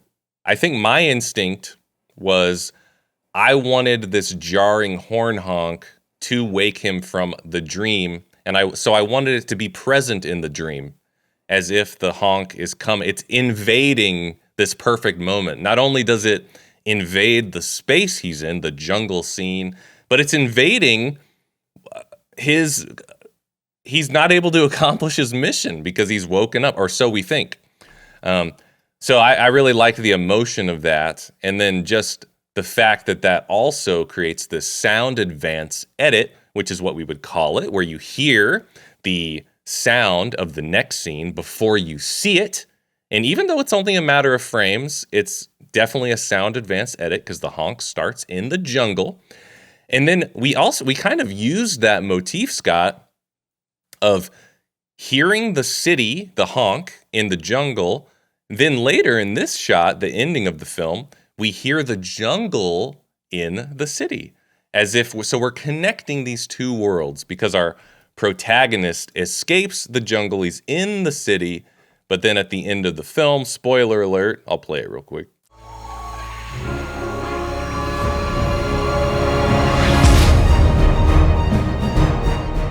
So I think it's important to show the ending because we had the motif of the jungle sounds coming up in the city, but then it also makes it all make sense because now you understand he wasn't robbed of finding the treasure. He had it in the end. And I also wanted to show that because I want to bring up one bonus transition, which is our transition to the end credits, which it's so often overlooked. Scott and I we've made a lot of our own shorts. We've seen a ton of films, and big Hollywood movies pay so much attention to when they cut to the credits, and great TV shows. But a lot of people neglect that. But not Scott Rice. He has an idea of how to cut to the credits, and he has music in mind and exactly how to do it. So I want to have one bonus transition, Scott, where you talk about how you envisioned to cut to these credits and then what we actually ended up doing. So tell us a little bit about that. Yeah, well, just to riff on what you were saying about how important it is, that moment as we go to the credits, I just feel like, all's well that ends well. So if your film really ends on a high note, particularly a short film, in front of a festival audience, I think that's really valuable, just to feel that sense of enthusiasm, that sense of thrill and delight as you go into the credits, right at the end of the moment. Yeah, right at the end of that final moment of the movie has to, I think, have that energy or that final little exclamation point. And so what we did in the case of this film is I knew that we would go to the credits either on a smash cut to the title of the film or on a wipe, okay? So I shot versions without the wipe, I shot versions with the wipe, and Austen, you like the version with the wipe, as did I. And we also wanted to go, well, we had this wipe, so why not, and it's kind of a little Indiana Jones parody, why not have a whip sound? There's something about that wipe and that sound effect of the whip. Just seemed like an obvious choice that was not planned, but we went with that. And, I feel like, Pat Murray, the musician, again, did something unique that I didn't imagine with that transition as well, that made it sing way better than I thought it would. I thought this ending, he kind of did the opposite of what I thought he would do with the transition from the jungle back to the city. I thought that was going to be sort of loud. He made that subtle. And this ending I thought was going to be kind of subtle and quiet. And he decided to crescendo as we see the idol. We reveal the idol in his hands at the end of the film. So it all went very different from what I had in mind in the storyboarding and in the shooting phase. But all those creative decisions came together to make something that worked far better than what I originally imagined. Most of you watching know how to make an edit, but do you know where to make an edit? I've been a pro editor for over 20 years, and today I'm going to show you how I decide where to cut in and out of shots. Let me come right out and give you the answer. I cut in at the beginning of an action, and I cut out at the end of an action. Thank you for watching. In all seriousness, it really is that simple, but like a lot of things, as you begin to dig in, you start to realize that even within that simple framework, the options are endless. First, we have to ask what constitutes an action. In my view, an action is anything happening in the frame. It can be as big as a giant spider monster, or as small as an eye movement. It can also be the camera movement itself. And a lot of times, there's multiple actions within the frame to choose from. Let's look at some examples from projects I've edited.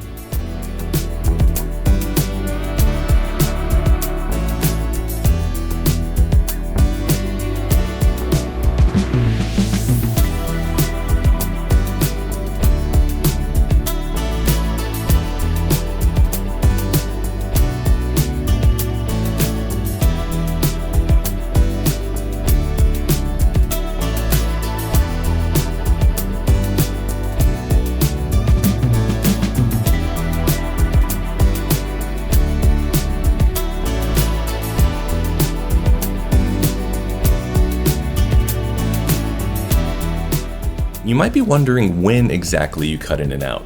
Is it the exact frame the action starts on and the exact frame it ends on? Well, it depends. Are you cutting an action scene? You might cut right on the frame the action starts, or you might even cut in a bit after the action starts for a certain effect, just like you might cut out before the action finishes to give a sense of urgency.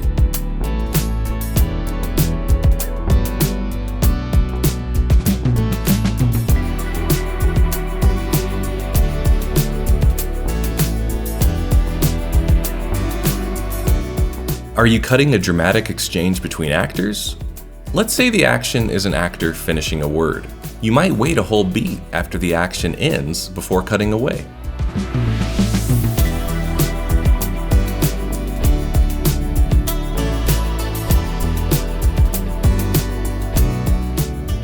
The goal of this video is not to give you all the answers, rather a starting place. My challenge for you is to be more deliberate with your in and out points on each shot. On your next project, ask yourself, what is the action of the shot, and does the timing of the in and out points add to the emotion of the story? You'll begin to notice that there's a cumulative effect on the quality of your videos when you take this into account. Today I'd like to invite you into my edit suite so I can show you a different way to think about editing. I'll be using real-world examples from a short film I edited called Treasure Imagination in hopes that you'll be able to incorporate this type of editing into your work today. So let's look at an example of a match on action cut, just so we're on the same page. Let's look at these 3 shots from Treasure Imagination. Okay, we see a boy's reflection. He senses something in his satchel. He pulls out a golden idol and lifts it to his face. So the second and third shot in this sequence is a match on action cut. The action of the 2 shots is the boy pulling the idol from his satchel and lifting it to his face. And instead of that action playing out in a single shot, I cut mid-action. So it's a match on action cut. Let's take a look frame by frame. So he pulls the idol out of his bag, and before it's pulled all the way to his face, we cut wide, so it looks like a single action between the 2 shots. Now this cut is not technically wrong, it made it into the final film, but it's rarely my first choice. So where did matching on action originate? Well, legendary editor Walter Murch says that it originated with early filmmakers who weren't really sure if a cut would even work. In fact, it's kind of magical when you think about it, that our brains are able to process cut after cut after cut in a movie while still taking in the story and not being distracted. So those early filmmakers decided that matching on action was a way to hide the cuts because it draws the viewer's eye into the next shot through the action, distracting or disguising the cut. I also wanted to point out that a match on action cut is different than a match cut, even though they sound kind of similar. A match cut means there's a graphic similarity between 2 shots that's used as sort of a transition. I want to show you an example from Treasure Imagination. So we have a boy putting on a hat, and he finishes putting on the hat actually in a totally different location. So we're using the hat as a graphic element to create a transition between these 2 shots. This is a very nice example of a match cut. I did want to say that if you like this type of content, you might really enjoy my free editing guide, which you can download at the link in the description. Okay, back to this. You might be asking, so what's wrong with a match on action cut? You just showed me one and it seemed to work fine. Well, my main issue with match on action cuts is that they dictate the timing of the cut. Let me show you what I mean by looking at another couple shots from Treasure Imagination. The mom takes away the boy's iPad in this shot, and then the boy crosses his arms in defiance of his mom in the next shot. So I'm going to go back to the raw and show you what this would look like with a match on action cut versus how I cut it in the actual film. So I have the raw shots here, and let's imagine my first instinct is to always match on action. Here's what that might look like. I have the mom grab the iPad, and then I'm waiting for the next action of the scene to start. In this case, it starts here where the boy begins to cross his arms. And I say, okay, I'm gonna cut into the single. So I'm gonna match where the boy finishes crossing his arms, and that's my cut. Let's watch it in real time.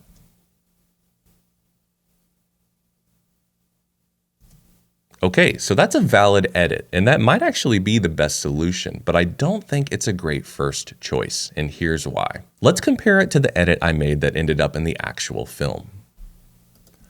So we have the mom grab the iPad, then we cut to the single, and the boy crosses his arms. The benefit of cutting in this way, where the actions are contained within their own shots, is that I can decide as the editor when it feels just right to cut to that next shot. Now let's look at these 2 versions stacked on top of one another so you can see what I mean more clearly. The top version has the match on action cut, and the version on video track 1 is what made it into the actual film. So here we go. The mom grabs the iPad. The boy begins to raise his arms and finishes in the single, cutting on the action of the arm raise, mid-action. Compared to this, the mom grabs the iPad, cut to the single, and the boy raises his arms. So you remember what I said about how match-on action cuts dictate the timing of when you cut? Well, that's even more apparent here now that these two versions are stacked on top of one another. When I decide to match on action, I'm really limiting my editorial options. As you see here, really the only options I have are to change where I cut mid-action. So I could move this cut, for instance. I could have it on that frame, so you see just barely the end of the action as you cut to the single. Or I can move back this way, so we cut to the single closer to the start of the action. Or I could do it where I had it, which is kind of right in the middle. But you see you're pretty limited. But with this other method, where the action is contained within an individual shot, I have tons of editorial flexibility on when I cut. Let me show you what I mean. Once the mom grabs the iPad out of the boy's hand, I can cut to the single of him lifting his arms on any of these frames. I chose this one based on the context of the scene, the emotion, the story, and the rhythm. And even on the single, I have tons of editorial flexibility. I could have cut into this shot on any of these frames. Now, I chose this one because I liked seeing the boy get mad in the single right before he lifts his arms. And this method of editing is really what I wanted to share about today. Walter Murch calls it nodal editing, nodal meaning parts or pieces. And the idea is that each shot contains its own distinct action. And then you're placing the shots in sequence, and you really have tons of control on where to cut to the next shot. You're not relying on the action of the scene to tell you where to cut, like you are with a match-on action cut. So with this nodal editing method, you have so much editorial flexibility, it's really about deciding when to cut. And Walter Murch has a great way of putting it. He says you should cut when the next action feels inevitable. And that's what I try to keep in mind when I'm editing in this fashion. As you can see here, in the match-on action version, the cut to the boy happens too late, in my opinion. I felt that in the context of the emotion, the story, and the rhythm of the scene, it was inevitable that we cut on this frame. At least that's what I decided, and that's what made it in the final film. Very subjective, but there's an art and a science to editing. I'm going to show you a couple more examples to illustrate this point. Let's look at these two shots as they made it in the final film. The boy looks over, looks down, and then looks over at his mom, trying to decide whose hat is this? And let me show you it again, but this time edited as a match-on action cut. Boy looks over, looks down, starts to turn his head, finishes turning his head in the wide shot.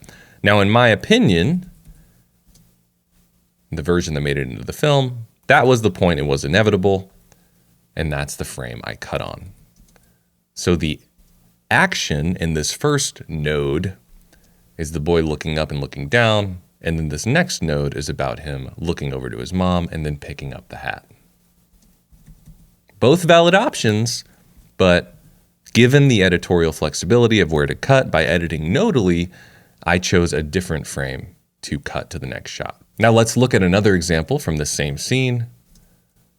The boy looks over, decides to pick up the hat, and then we cut to him putting it on. So this is how I cut it, made it into the final film. Show you it one more time. The boy picks up the hat, and then the second shot, or node, is the action of the boy bringing it up to his head.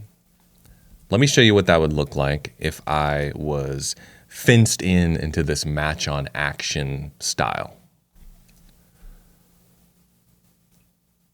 Boy looks down, picks up the hat, begins to put it up to his head, and then finishes putting it onto his head. So I'm deciding that the match-on action is him lifting it partway up in the wide, and then finishing putting it on his head in the closer shot. And I think the timing, the rhythm, the emotion of the cut that made it into the film was the right choice. Perhaps this unlocks something in your mind and you're really excited about having all of this editorial flexibility with this nodal style of editing. And you're saying, oh my gosh, I'm never going to match on action again.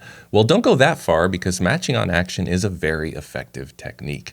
And there are two scenarios in particular where I love to use it. The first scenario is when I want to draw the viewer's eye to something in the frame. And that's exactly what I was doing on that cut I showed you at the beginning of this video. Let's take a look at it one more time.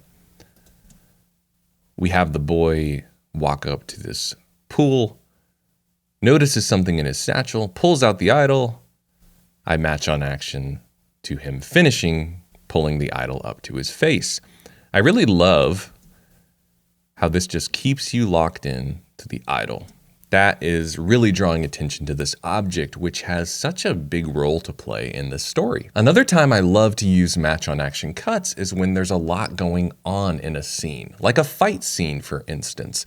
Sometimes in the chaos of a lot going on, it's really nice to connect some of those shots with a match on action to allow the viewer to really get a sense of what's going on in a quick amount of time. So I'm definitely not saying to throw out the match on action cut as a tool, but what I've noticed is since editors learn the match on action as one of their first types of edits, they go to it too often. So I want to encourage you to think more nodally when you edit and only use that match on action cut when you have a really good reason to do so. So are there any downsides to editing nodally? Well, it depends on how you look at it.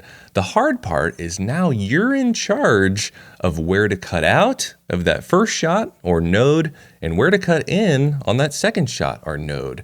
And this takes a lot of practice to develop this intuition. But there is a way to practice, care of our good friend Walter Murch. So let's go back to that shot where the boy picks up the hat. And I'm actually going to watch the shot play out in the program monitor with my thumb over the space bar, and I'm going to stop when my gut tells me I want to cut to the next shot. Let's try it.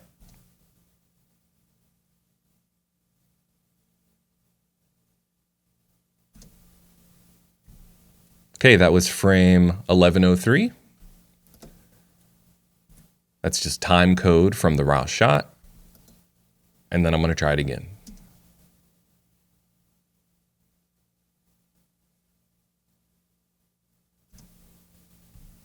$11:04.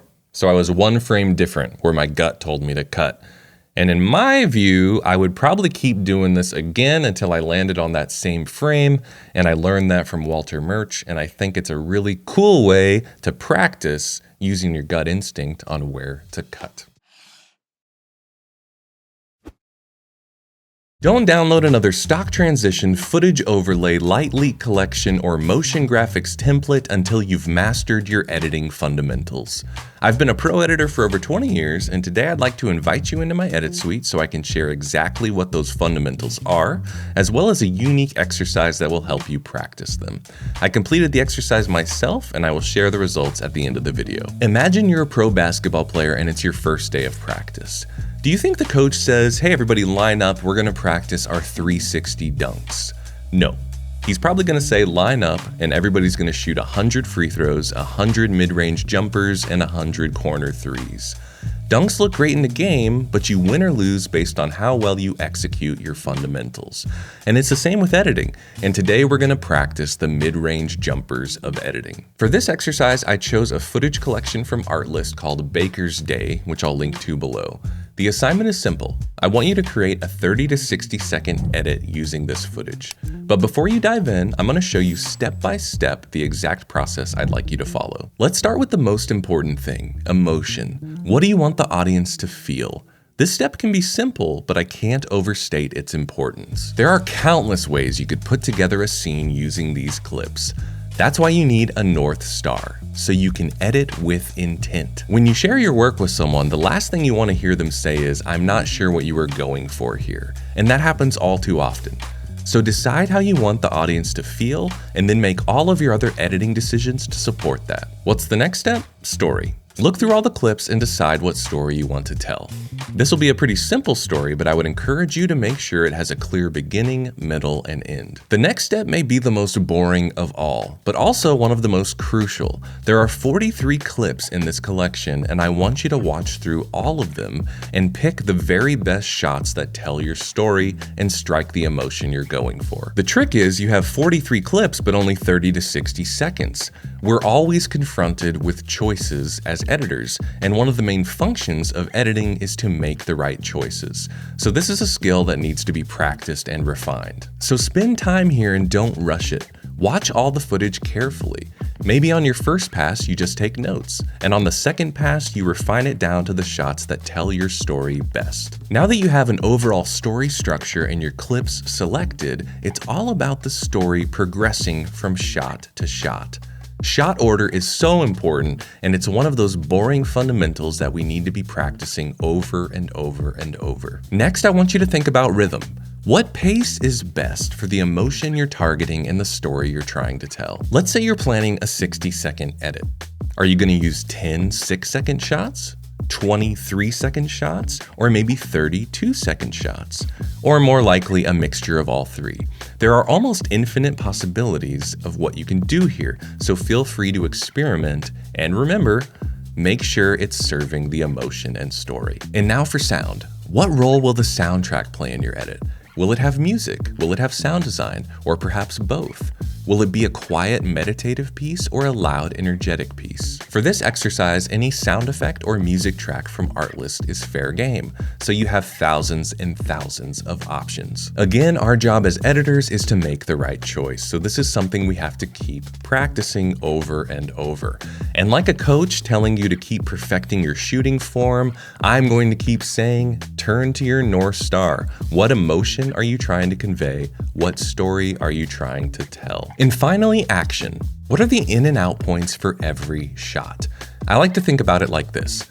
I cut in at the beginning of an action, and I cut out at the end of an action. It sounds simple, but once you get into it, the possibilities are endless. And for every in and out point you set, I want you to consider it in the context of all the criteria you've thought about so far: emotion, story, rhythm, and sound. So take your time and be deliberate with every in and out point. After you complete the exercise, post it and leave me a link in the comments. I'd love to check it out. And as promised, here's what I came up with.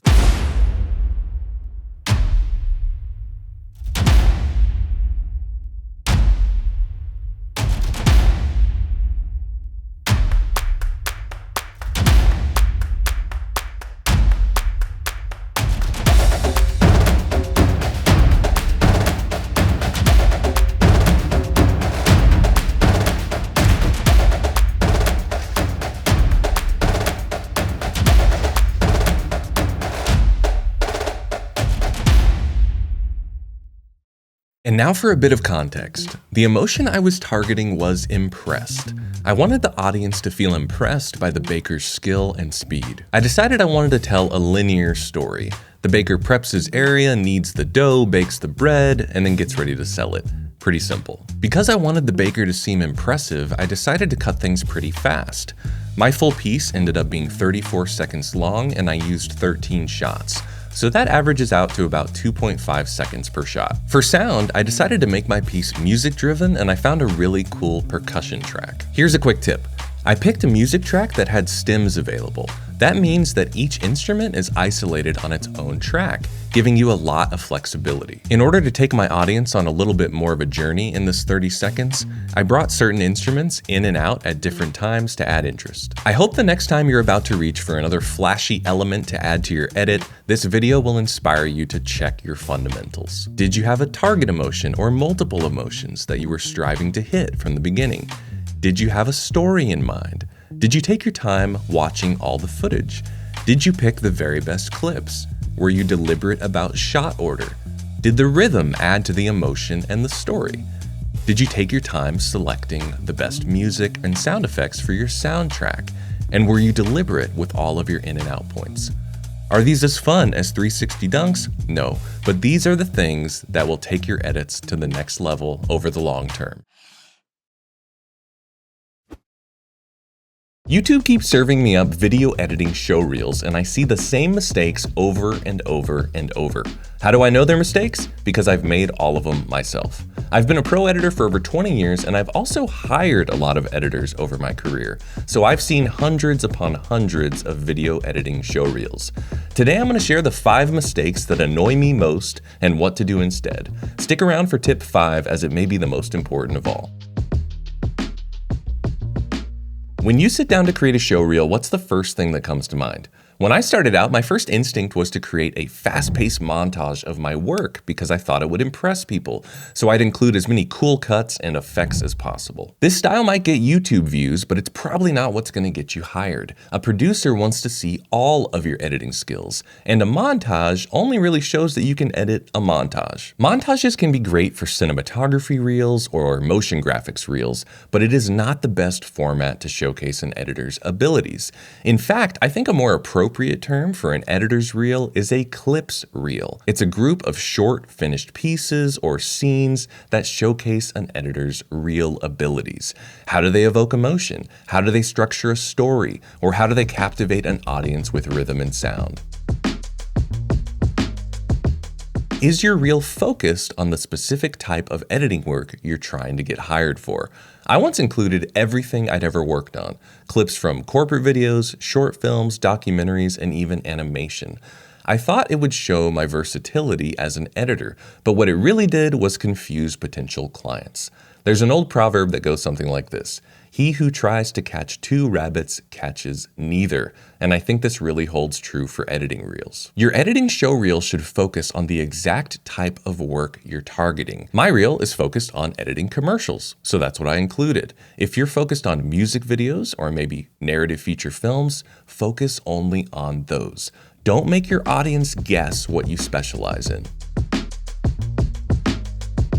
But you're not just an editor, you have other skills, right? And shouldn't you include those too? I made this mistake early on, and I would even include sections in my demo reel with motion graphics or color graded shots or music compositions I had done. And here's the problem. Here's a little tough love. The best editing jobs out there want to hire a specialist. If you submit your reel that says you're an editor, colorist, motion graphics artist, sound mixer, it will likely get set aside. Because these producers with the best editing jobs have a pile of demo reels for each category.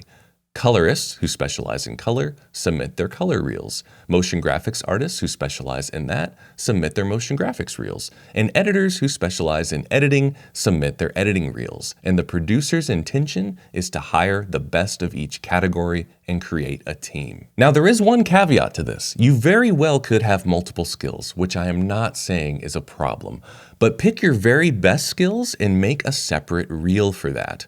My main skill besides editing is sound design. So if I'm looking to get a sound design job, I will create a sound design reel so mine doesn't get looked over as an editor/sound designer. In short, only showcase the skill you want to be hired for. If you're trying to get an editing job, don't muddy the waters with other skills.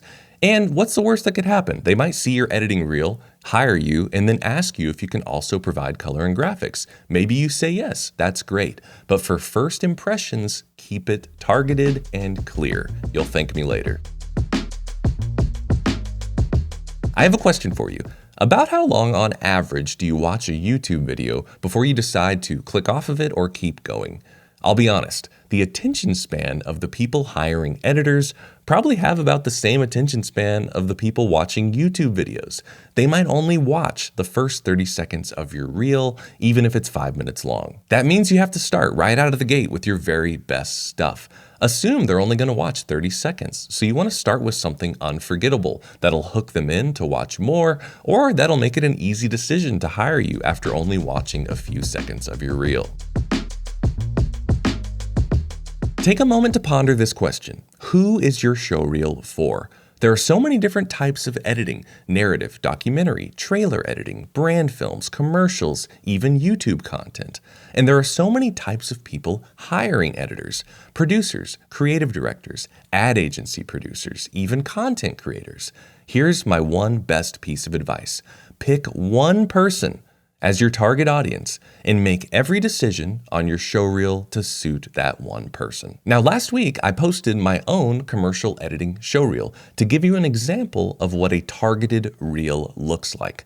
My audience for this reel is ad agency producers. They're in the business of hiring commercial editors. So that was my single target audience. Next time you sit down to create a showreel, I want you to take a few minutes to come up with the exact target audience for your reel.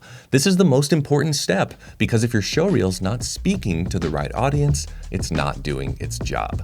If you made it this far, you're probably very serious about your editing career. So if you want to go deeper on these concepts while working directly with me on high-end spec commercials for your showreel, click the link in the description to check out my editing program. You now have all the editing skills you need to go pro, but it's still easy to get stuck in a cycle of being overworked and underpaid. So watch this video next to learn the 5 things blocking you from booking high-end editing jobs and how to fix them. Happy editing.